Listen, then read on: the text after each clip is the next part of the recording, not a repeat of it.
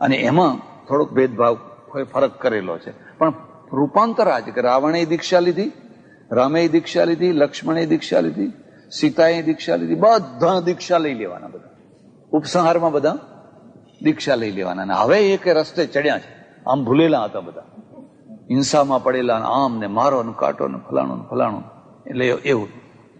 તો આ કઈ પંડિતોની ભાષા, ભલે સંસ્કૃતમાં લખ્યું હોય, અને સંસ્કૃતમાં લખ્યું હોય તો પણ એ કઈ ગ્રંથો બહુ રાગદ્વેષથી પર હોય. આપણા ત્યાં પણ જૈનો માટે એવું થોડું લખ્યું છે, પણ સાતમી નારકીમાં પડ્યા છે એવું નથી લખ્યું. શંકરાચાર્ય લખ્યું છે, હસ્તિના તાડ્યમાનોપી ન ગચ્છે જૈન મંદિર.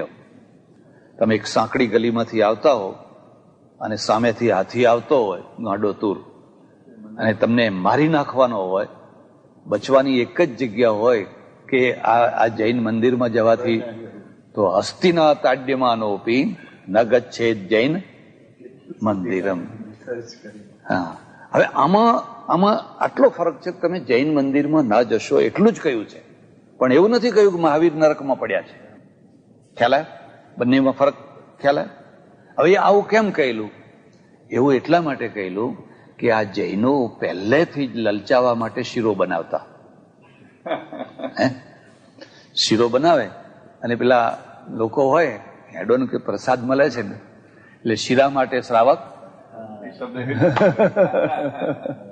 એટલે શીરા માટે લોકો આમે આ જે હિન્દુઓ છે ને એ એટલા બધા મક્કમ નથી, બહુ જલ્દી કંઠીઓ બાંધે ને બદલાવે ને ટીલા બદલાવે ને આમ કરે ને તેમ કરે ને, એ પીર બાપજી નહીં પગે લાગે ને ઓલિયા નહીં પગે લાગે ને આની એ બાધા રાખે કે અહીં પગે લાગો તો કે અહીં પગે લાગે. એક રીતે ભલે લોભ લાલચથી કરતા હોય પણ એના કારણે એ જનૂની નથી થતા. એક એનું જમા પાસું છે. ઉદાર પાસું એ છે કોઈ જગ્યાએ સ્થિર નથી થતા.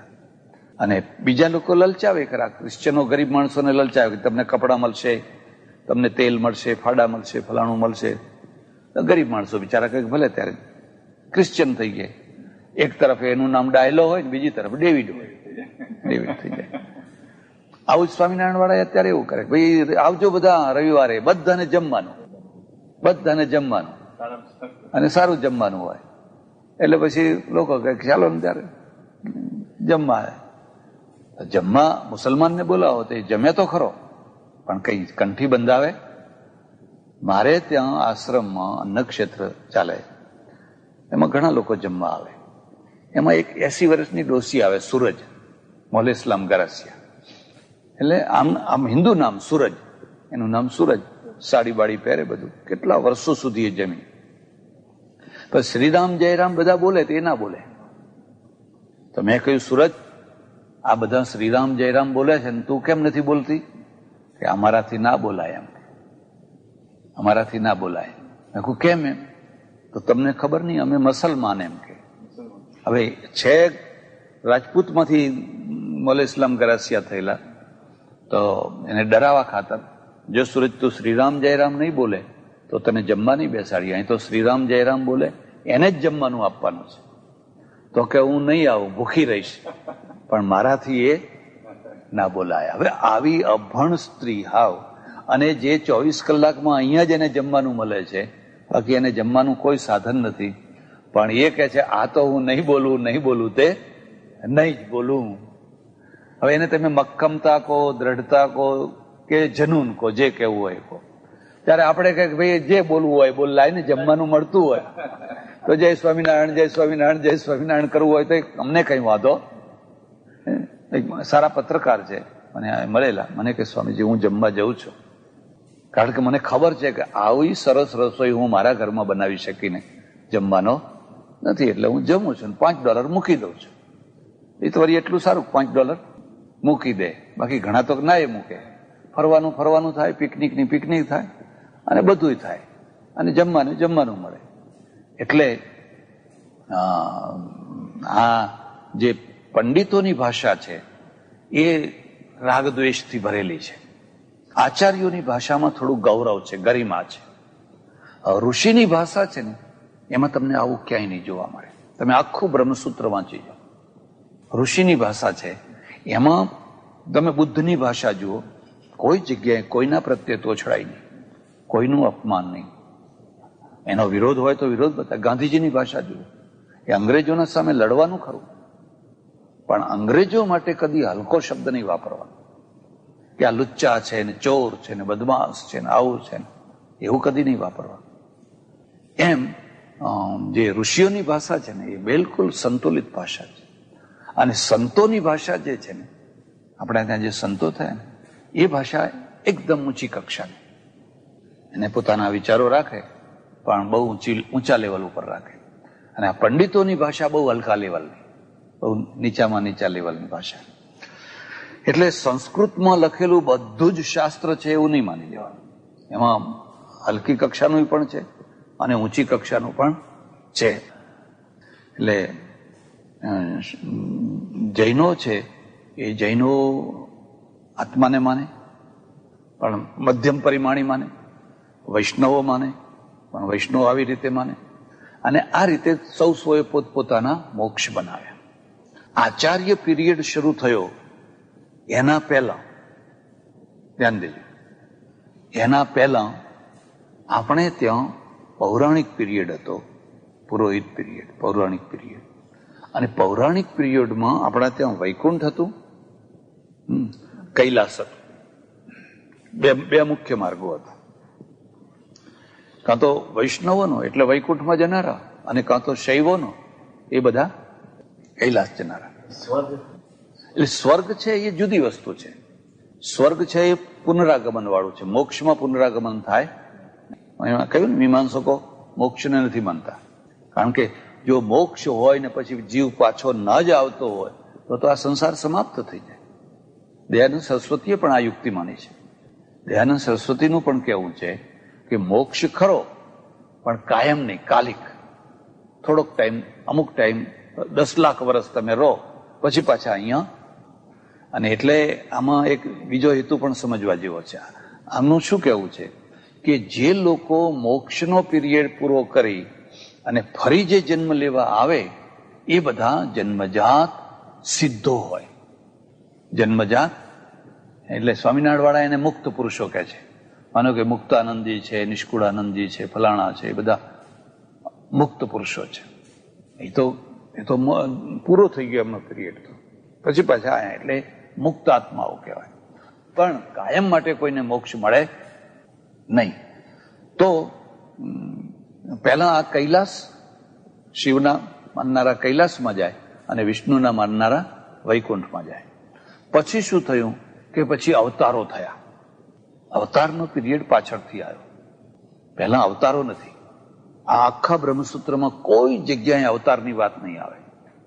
ગીતાએ પેલું યદા યદા હિ ધર્મસ્ય લખ્યું ને, તદાત્માનમ સૃજામ્યહમ, ત્યાંથી અવતારવાદનું બીજ શરૂ થઈ ગયું. અને બુદ્ધની સામે ટક્કર લેવા માટે અહીંયા અવતારો સામે રાખ્યા. તો માનો કે રામા અવતાર થયો. હવે રામા અવતાર થયો એટલે રામનું ધામ બનાવવું જ પડે. તો રામનું ધામ બનાવવાનું હોય તો એ ધામનું નામ રાખવું જ પડે. એટલે એનું નામ રાખ્યું સાકેત. એનું જૂનું નામ છે સાકેત. તો એવું જ સાકેત ઉપર પણ છે. હું અમેરિકામાં હતો ને, એક સાધુ આવેલા, એક સંન્યાસી સાધુ. એમનું પ્રવચન હતું, મારું પ્રવચન હતું. એવા ચળકતા કપડા પહેરેલા, ચમ ચમ ચમ ચમ ચમ ચમ ચમ ચમ થયા કરે. પછી એ લોકોને એમણે સમજાવ્યું કે ઉપર સાકેત ધામ છે. જેમ આપણે અહીંયા રહીએ છીએ એવું જ ઉપર પણ લોકો રહે છે. અને અહીંથી જે બધા ભક્તો મોક્ષ થઈને જાય એ બધા સાકેત ધામમાં રહે છે. એટલે સાકેત કોઈ કલ્પના નથી, પણ સાકેત એક વાસ્તવિકતા છે. એટલે આ લોકોનું સાકેત ધામ થયું. હવે પછી કૃષ્ણાવતાર થયો. હવે કૃષ્ણાવતારનું પાછું ધામ હોવું જોઈએ. એટલે વૈષ્ણવોએ એ ધામનું નામ પાડ્યું ગોલોક. ગોલોક એટલે વૈષ્ણવ કોઈ મરે તો ગોલોકવાસી કરે. શું લખે? અને મહારાષ્ટ્રમાં કોઈ મરે તો કઈ એમ લખે, એટલે કૈલાસવાસી. શૈવો મરે તો કૈલાસવાસી. એટલે મહારાષ્ટ્રમાં તમે જોજો કઈ લખે આગળ, આપણે સ્વ લખીએ, સ્વર્ગસ્થ. અને પછી એવું લખે કે અમારા પિતાશ્રી ફલાણા ફલાણા ફલાણા ફલાણી તારીખે સ્વર્ગલોકને પામ્યા છે, બહુ ખરાબ થયું છે એવું લખે પાછું. પણ ભગવાનને ગમ્યું એ, એટલે આ સ્વર્ગલોક પામ્યા છે તોય ખરાબ થયું છે. પણ એ શું સમજે છે કે સ્વર્ગસ્થ સ્વર્ગલોક પામ્યા એટલે મૃત્યુ પામ્યા છે એમ. એનો અર્થ એને સમજાતો નથી. એમ ઘણી વાર કેટલીક વાર શું બાફી નાખે લોકો. માનો કે 15-20 વર્ષનો છોકરો હોય ને મરી ગયો હોય તો એ લખે કે અમારા ચિરંજીવી ફલાણા ફલાણા ફલાણા.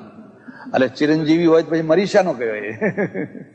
હે, ચિરંજીવીનો અર્થ જ છે કે લાંબુ જીવનારો. હવે આ તો 8-10 વર્ષમાં ગુજરી ગયો છે, પણ એને ખબર ના હોય કે આ ચિરંજીવીનો આવો અર્થ થાય. એમ સમજે કે છોકરાનું નામ ચિરંજીવી. એટલે કૃષ્ણ ના થયા એમણે પછી ચિરન એટલે લાંબો ટાઈમ, હંમેશા નહીં, લાંબો ટાઈમ જીવનારા, લાંબો ટાઈમ સુધી. પણ એ છોકરા માટે ખાસ એવું વપરાય છે, વાક્ય જ વપરાય કે છોકરો એટલે ચિરંજીવી કહેવાય. એમ કૃષ્ણ ભગવાનના અનુયાયી થયા તો ગોલોકવાસી થયા.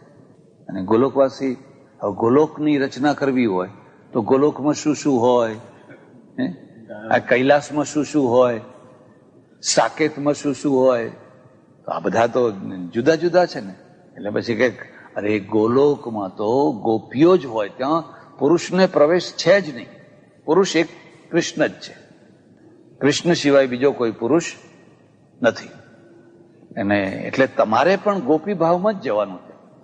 એટલે મેં તમને કહ્યું ને, વૈષ્ણવ આચાર્યો, વલ્લભાચાર્ય વગેરે આટલે સુધી ચોટલો રાખે છે, અંબોડો કરે છે અને માથે ઓઢે છે. એટલે ગોપી ભાવમાં રહેવાનું.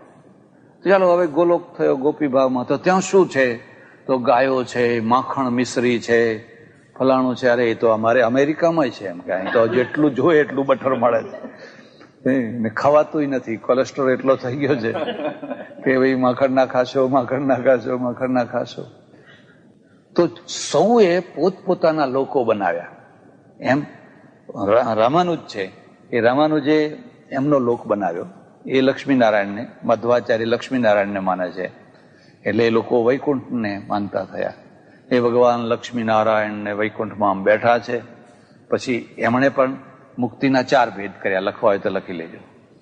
સાયુજ્ય, સામીપ્ય, સાલોક્ય અને સ્વરૂપ. તો માનો કે તમે વૈષ્ણવ છો, લક્ષ્મીનારાયણને માનનારા છો, તો તમને મોક્ષ મળ્યો. પણ મોક્ષની 4 કક્ષાઓ છે. એટલે એક કક્ષા કેવી છે? સાલોક્ય, એમના ધામમાં રહેવાનું મળ્યું. એમના ધામમાં, એટલે તમને લંડનમાં રહેવાનું મળ્યું માનો. પણ હવે એનાથી ઉપર તમને મળ્યું હોય તો શું થાય? તો સાલોક્ય, પછી સાયુજ્ય, એના સમીપમાં રહેવાનું મળ્યું, નજીકમાં રહેવાનું મળ્યું. તો લંડનમાં તો રહેવાનું મળ્યું, પણ તમને બકિંગહામ પેલેસમાં રહેવાનું મળ્યું. એટલે તમે રાત દિવસ ભગવાનને જોયા કરો. સાયુજ્ય, પછી સામીપ્ય. એટલે સામીપ્ય એટલે અત્યંત સમીપ રહેવાનું મળ્યું, અત્યંત સમીપમાં રહેવાનું મળ્યું. તમને કઈ પાણી લાવો, ફલાણું લાવો, આમ લાવો, આમ એવી રીતે અત્યંત સામીપ્ય. અને સાયુધ્ય, એટલે સ્વરૂપ લખાયું ને એની જગ્યાએ સાયુધ. એટલે તમે ભગવાનના આયુધ થઈ જાઓ. એટલે તમને શંખ, ચક્ર, ગદા, પદ્મ એવું થવાનો મોકો મળે. એટલે ભગવાનના હાથમાં તમે આવો, કોઈ વાર આમ થાવ, કોઈ વાર આમ થાવ. એટલે આ પ્રકારનો આ એમણે કલ્પના કરી. રામાનુજાચાર્ય, મધ્વાચાર્ય, વૈકુંઠ માનનારા છે ને એ લોકોએ. હવે જરા વિચાર કરો કે આમાં જે લોકો પેલા લંડનમાં રહેતા હોય ને જે બકિંગહામ પેલેસમાં રહેતા હોય, એમાં થોડી ઈર્ષ્યા દ્વેષ તો થાય કે ના થાય? કે મને ક્યારે ત્યાં મળશે ને પેલો પેસી ગયો છે ને હવે એને કાઢો ને મને જે જગ્યા આપો ને. મુશ્કેલી શું થઈ કે આ પ્રકારની જુદી જુદી કલ્પનાઓ લોકોએ કરી. આને ને વાસ્તવિકતાને કઈ લેવા દેવા, પણ જે કલ્પના હતી ને એ વાસ્તવિકતા થઈ ગઈ.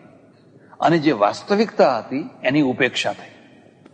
જે વાસ્તવિકતા હતી એની ઉપેક્ષા થઈ. જે આ આપણું વર્તમાન જગત છે ને એ જગતના પ્રત્યે કશું કરવાનું જ નહીં. અને જે પેલી કલ્પના હતી એને જ લોકોએ એટલું અમે બધા ઠસાવીને મગજમાં એવું બધું ઠસાયું કે હું ક્યારે વૈકુંઠ જઉં, હું ક્યારે વૈકુંઠ જઉં. તો પેલા કે હું ક્યારે ગોલોક જઉં, તો પછી લડી પડે, બેસ કે તારા કૈલાસમાં તો શું રાખ્યું છે.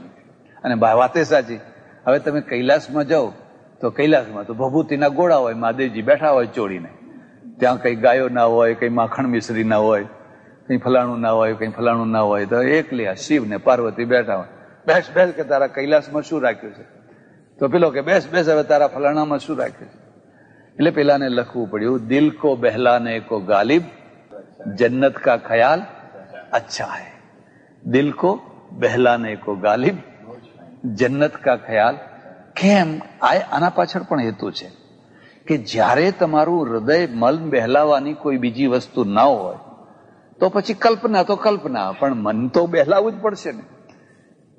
જો તમે મન નહીં બહેલાવો તો તમે મન મૂર્છાઈ જશે. એટલે કલ્પના તો કલ્પના, પણ આમાં કેટલાય લોકો આનંદથી જીવતા રહે. અને આજે ઘણા લોકો જીવે છે ને જો એમને ખબર પડે કે આ તો બધી કલ્પના છે તો બિચારા નિરાધાર થઈ જાય, તો એકદમ તૂટી પડે, તો કલ્પનામાં જીવી રહ્યા છે. એટલે આ બ્રહ્મસૂત્ર છે, એ બ્રહ્મસૂત્રની અંદર સૃષ્ટિની રચના, સૃષ્ટિની ઉત્પત્તિ કેવી રીતે થઈ, સ્થિતિ કેવી રીતે થઈ, પ્રલય કેવો, 4 અધ્યાય છે, પ્રત્યેક અધ્યાયના 4 પાદ છે, વિરોધીઓની સાથે છે બધું. તો હું તમને એ કહેતો હતો કે શંકરાચાર્ય છે એની ભાષા બહુ મીઠી છે અને વલ્લભાચાર્યની ભાષા પણ મીઠી છે. રામાનુજ, મધ્વ, નિંબાર્ક એ બધાની ભાષા એટલી બધી મીઠી. વલ્લભાચાર્યની ભાષા પણ બહુ સુંદર છે. આજે હસનમ મધુરમ રુદનમ મધુરમ મધુરાધિપતે રખિલમ મધુરમ એ વલ્લભાચાર્યનું સ્તોત્ર છે, મધુરાષ્ટક છે. પણ શંકરાચાર્ય છે ને, આમાં વલ્લભાચાર્ય કૃષ્ણ સિવાય બીજા કોઈનું અષ્ટક નથી લખ્યું. ત્યારે શંકરાચાર્ય કૃષ્ણનું લખ્યું, વિષ્ણુનું લખ્યું, શિવનું લખ્યું, ગંગાનું લખ્યું, યમુનાનું લખ્યું, નર્મદાનું લખ્યું, માતાનું લખ્યું, શિવનું લખ્યું, બધાના લખ્યું. કે શંકરાચાર્યનો ઈષ્ટદેવ સંપ્રદાય નથી. અમે સંન્યાસીઓ છીએ ને, અમે સંપ્રદાયનો પ્રચાર ના કરીએ. તમે જય શ્રી કૃષ્ણ કહો તો હું જય શ્રી કૃષ્ણ બોલું, તમે જય શ્રી રામ કહો તો હું જય શ્રી રામ બોલું, તમે ઓમ નમઃ શિવાય કહો તો હું ઓમ નમઃ શિવાય કહું. અને એમ હું કોઈને એવું કહું પણ નહીં કે ભાઈ તમારે જય શ્રી કૃષ્ણ જ બોલવું, બીજું બોલવું એવું નહીં. એ આ સંપ્રદાય છે અને આમાં છે. એટલે અમે નારાયણ બોલીએ, અમને કોઈ નમો નારાયણ, અને નારાયણ તો વિષ્ણુ છે. એટલે કોઈનું નામ શિવાનંદ હોય, કોઈનું નામ રામાનંદ હોય, કોઈનું નામ કૃષ્ણાનંદ હોય, કોઈ એટલે બધામાં કોઈ અંબાનંદ હોય સંન્યાસીઓમાં. એટલે સંન્યાસીઓ છે એમાં ઈષ્ટદેવની સાંપ્રદાયિકતા નહીં તમને. એટલે અમારે આ તો હું તો કોઈને મંત્ર આપતો નથી, પણ બાયચાન્સ અમારે કોઈને મંત્ર આપવાનો હોય ને કોઈ આગ્રહ કરે કે ભાઈ મને ગુરુ મંત્ર આપો, તો અમે પહેલા એને પૂછીએ કે તને કયા ભગવાન ઉપર પ્રેમ છે. તો એક મને શિવ ઉપર છે તો ઓમ નમઃ શિવાય, એક મને કૃષ્ણ ઉપર છે તો ઓમ નમો ભગવતે વાસુદેવાય. અમે એમ દુરાગ્રહ ના કરીએ કે એ બધું છોડી દે ને હું કહું એ જ કરે, એવું ના કરીએ. ત્યારે પેલા સંપ્રદાય વાળા શું કહે કે આ બધું બંધ કરો, આ ના બોલાય. અમે કહીએ એ જ કરવાનું, એ જ બોલવાનું, એ જ બોલવાનું. એટલે આ બેયના ભેદને સમજવો જોઈએ, બંનેના ભેદને સમજવો જોઈએ. તો શંકરાચાર્ય છે એ શંકરાચાર્યનો જે એમના સિદ્ધાંતને પણ કહું, એમના સિદ્ધાંતનું નામ છે અદ્વૈતવાદ, અને માધવાચાર્યના સિદ્ધાંતનું નામ છે દ્વૈતવાદ, રામાનુજના સિદ્ધાંતનું નામ છે વિશિષ્ટાદ્વૈત, અને વલ્લભાચાર્ય છે એમનું સિદ્ધાંતનું નામ છે શુદ્ધાદ્વૈત. ખ્યાલ આવે છે? હવે માનો કે વલ્લભાચાર્ય શુદ્ધાદ્વૈત નામ કેમ રાખ્યું અને શંકરાચાર્ય અદ્વૈત કેવલાદ્વૈત નામ કેમ રાખ્યું? તમને એક જ ઉદાહરણ આપું એટલે ખ્યાલ આવશે. શંકરાચાર્યનું શું કહેવું છે કે માનો આ બ્રહ્મ છે, આ બ્રહ્મ છે, પણ બ્રહ્મ માત્ર અદ્વૈત છે. માત્ર અદ્વૈત શું? એટલે એમાં શક્તિ નથી, એમાં કોઈ શક્તિ નથી, ક્રિયા નથી, ગુણ નથી. જો એમાં ગુણ, ક્રિયા, શક્તિ કંઈ રહે તો દ્વૈત થઈ જાય. શું થઈ જાય? જરા ખાસ ધ્યાન દેશો તો વાત સમજમાં આવશે. માનો કે તમારામાં ગુણ છે, સત્વ રજ તમ નહીં, એ તો પ્રકૃતિના ગુણ. પણ તમારામાં કરુણા છે, તમારામાં શૌર્ય છે, પરાક્રમ છે, દયા છે, ઉદારતા છે. તો જ્યારે જ્યારે એ ગુણનો ઉદય થાય ત્યારે ત્યારે તમારામાં કઈ પરિવર્તન થાય કે ના થાય? હે, તમારામાં પરિવર્તન થાય છે. તો હવે જો તમારામાં પરિવર્તન થાય તો તમે વિકારી થયા, તો તમે જ્યાં મૂળ રૂપ હતું એમાંથી તમે જુદા થયા. થોડુંક પણ કંઈક બદલાવ, માનો કે આપણને ક્રોધ ચડે તો આપણા ચહેરામાં ભાવ બદલાય છે કે નહીં? દયા આવે તો બદલાય છે કે નહીં? તો એ દયા આવી આત્મામાંથી, એટલે ચહેરા ઉપર એકદમ કરુણા છવાઈ ગઈ. ક્રોધ આવ્યો તો રૌદ્ર રૂપ થઈ ગયું. એમ જો તમારામાં ગુણ હોય તો આત્મામાં પરિવર્તન આવે, અને પરિવર્તન આવે તો એ પછી નિત્ય ના રહી શકે. એક એવી જ રીતે જો એમાં ક્રિયા હોય તો ક્રિયા કરવા માટે પણ કંઈક આઘું પાછું થવું પડે. વસ્તુ કંઈક જરાય આગી પાછી ના થાય તો ક્રિયા થાય જ નહીં. આ રૂમાલ આમ ને આમ પડ્યો રહે તો ક્રિયા ના થાય.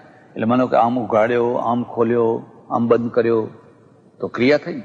પણ એ ક્રિયા થઈ તો આમાં પરિવર્તન થયું કે ના થયું? થયું ને. એટલે પરમેશ્વર નિર્ગુણ છે, બ્રહ્મ નિર્ગુણ છે, નિષ્ક્રિય છે, નિરીહ છે. એમ એને ઈચ્છા નથી. હવે મને ઈચ્છા ક્યારે થાય? ઈચ્છા ક્યારે થાય? જ્યારે આવશ્યકતા ઊભી થાય ત્યારે ઈચ્છા થાય કે ભાઈ જમવાનો ટાઈમ થયો, ભોજન મળે તો સારું. તો મૂળ આવશ્યકતા થઈ ને.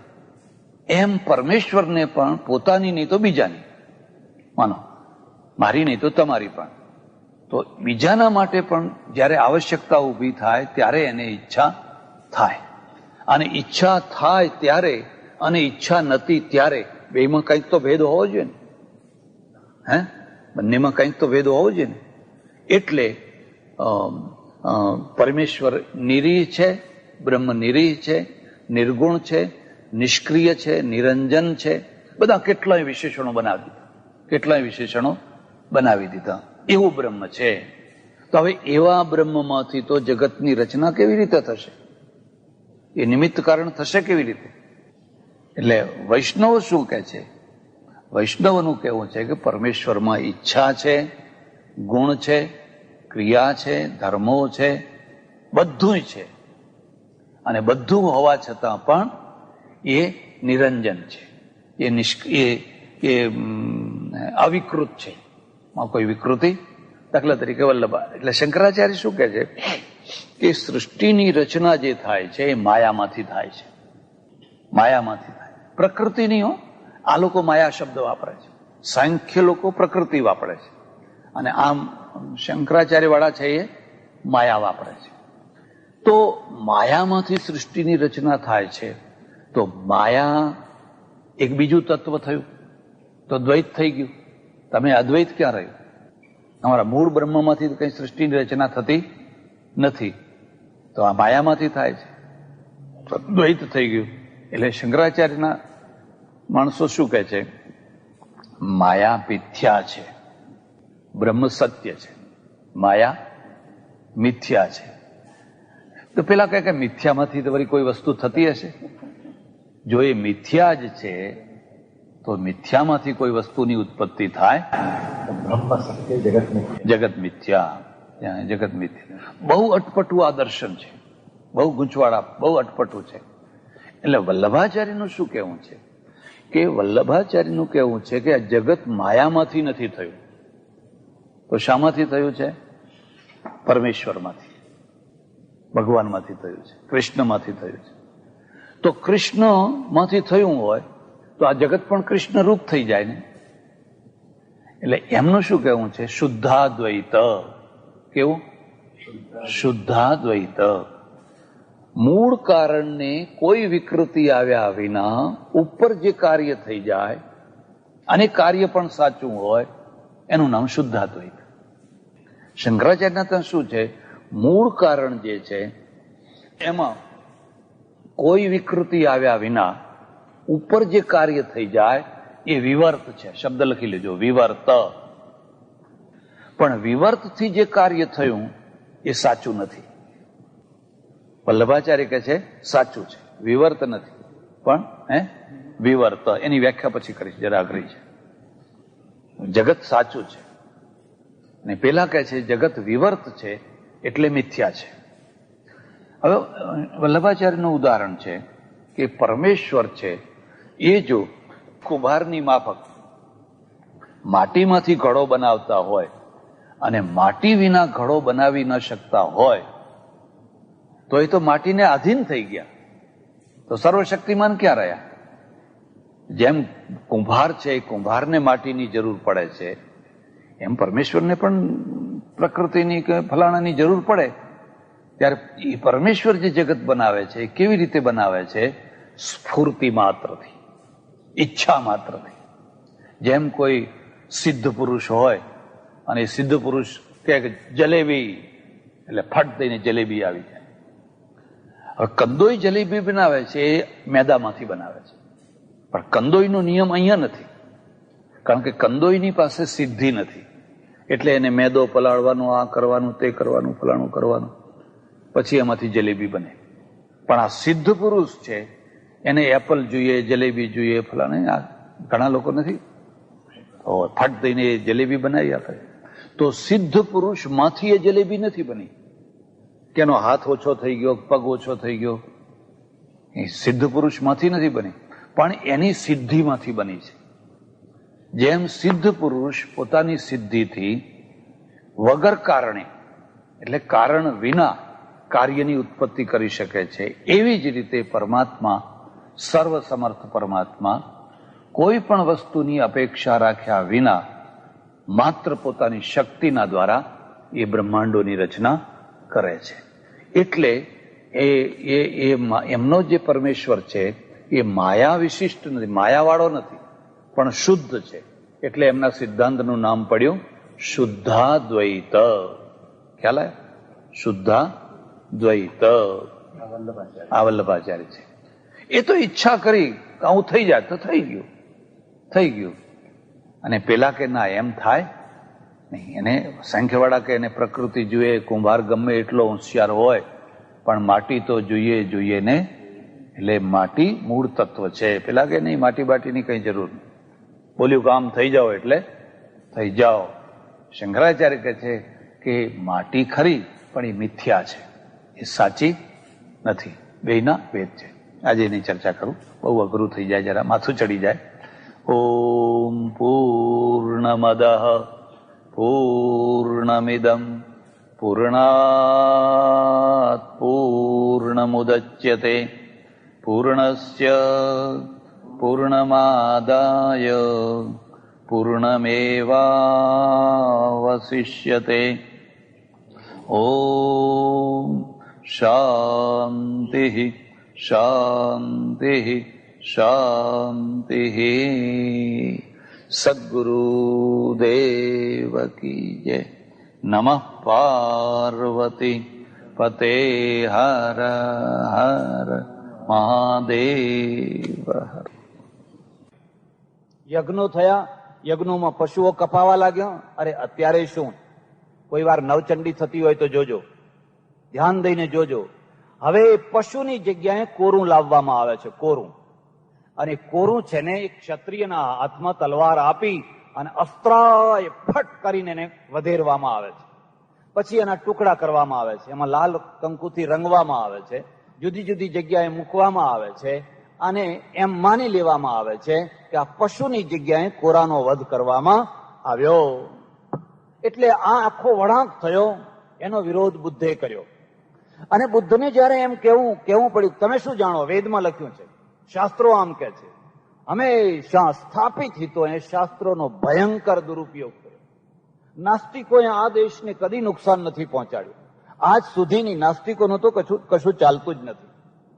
પણ શાસ્ત્રના નામે દુરુપયોગ કરનાર એમણે ભયંકર દુરુપયોગ કર્યો. બુદ્ધે કહ્યું આવું ના હોય, કે નહીં, વેદમાં લખ્યું છે.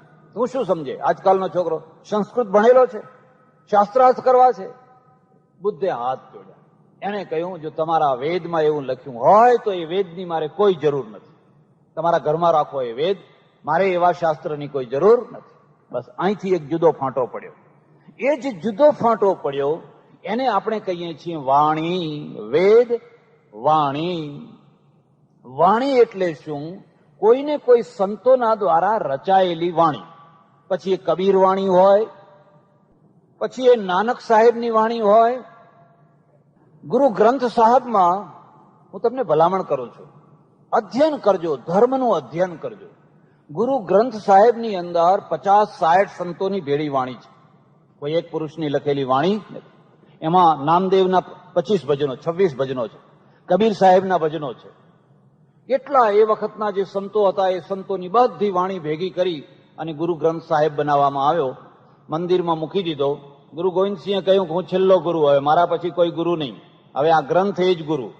તમારે જે નિર્ણય કરવો હોય એ આ ગ્રંથમાંથી કરજો, આ ગ્રંથને પગે લાગજો, આ ગ્રંથની પૂજા કરજો, આ ગ્રંથ એ જ ગુરુ છે. એમાં બધા સંતોની વાણી ભેગી કરવામાં આવી. એટલે આપણા ત્યાં એક પરંપરા ચાલી, અને પરંપરા કોની ચાલી? જેમાં આપણે વાણીને પ્રમાણ માનવામાં આવ્યું. બુદ્ધની વાણીને આગળ પછી ત્રિપિટકમાં સંગ્રહિત કરવામાં આવી, એમાંથી ધમ્મપદ અને બુદ્ધની વાણીને પ્રમાણ માન્યું. એવું મહાવીરની વાણી. એવી જ રીતે નાનક, કબીર, જે સંપ્રદાયો થયા, સ્વામિનારાયણ સંપ્રદાય. આ સ્વામિનારાયણ સંપ્રદાયમાં વચનામૃતને શિક્ષાપત્રી એ જ વાણી. એ સંપ્રદાયનો જે નિર્ણય કરવો હોય તો વેદને આધાર પછી પણ પહેલા શિક્ષાપત્રી શું કહે છે, વચનામૃત શું કહે છે, આવી રીતે જે પરંપરાઓ ચાલી એમાં એ મહાપુરુષોની જે વાણી, એ વાણીને પ્રધાન કેન્દ્રમાં મૂકી દેવામાં આવી. એટલે એક વાણી પ્રમાણ માનનારું શાસ્ત્ર વર્ગ. આવું કેમ થયું? આવું કેમ થયું? કારણ પહેલી વાત તો એ હતી કે વેદોને લોકો સુધી પહોંચવા ના દેવામાં આવ્યા. આજે પહોંચ્યા છે? આજે કોઈ જાણો છો? કોઈ 4 વેદ નજરે જોયા છે? વાંચવાની વાત તો બહુ દૂર રહી, પણ 4 વેદ કોઈ નજરે જોયા છે? આજે પણ વેદોને લોકો સુધી પહોંચી શક્યા? તો ત્યારે તો કઠોરમાં કઠોર સ્ત્રી શુદ્રો ના ધીયતા. સ્ત્રીને ને શુદ્રને કદી ભણાવવા ના જોઈએ, એમને તો વેદ સંભળાવવા પણ ના જોઈએ. હવે આ બધી કટ્ટરતા એટલે વેદ માત્ર ઉપરના વર્ગ સુધી રહી ગયા.